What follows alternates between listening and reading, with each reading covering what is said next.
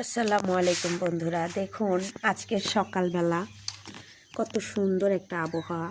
সেই সাথে নতুন ধান বুনেছে আমাদের বাসার সামনেই। এখানে অনেকগুলো কোয়েল পাখি এসেছে। অনেকে বলে এটাকে ডাহুক পাখি।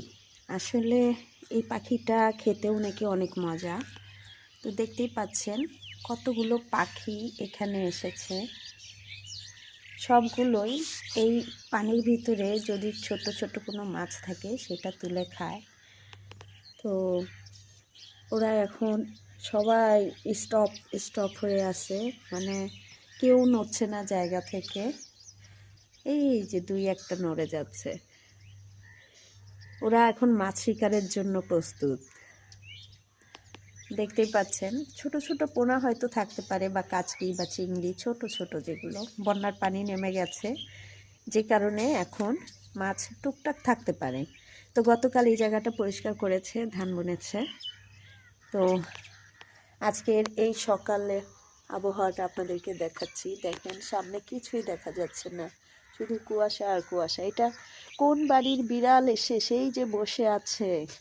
বিড়ালটা একটু সরে না, যায় না। এই বিড়াল, তুমি কোন বাড়ির? হ্যাঁ, কথা বলবা না? কিভাবে তাকিয়ে আছে মায়া মায়া চেহারাটা নিয়ে। দেখুন কি সুন্দর করে বসে আছে। আহারে, তুমি বলতে পারো না তুমি কোন বাড়ির? জামাও তো পরে আছো, নিশ্চয়ই পালিত বিড়াল।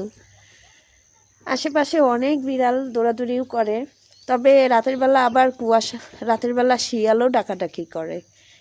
আমরা যদিও দরজা খুলি না, কারণ আশেপাশে শুধুমাত্র ধানি জমি আর ওই যে এখানটাতেও খুব একটা দেখা যাচ্ছে না, ওই লাইনটাও হচ্ছে সব বাসা বাড়ির। আর ভাগ্যক্রমে আমার এখানে জায়গা কেনা হয়েছে। তো যাই হোক বন্ধুরা, আপনাদের কাছে কেমন লাগলো?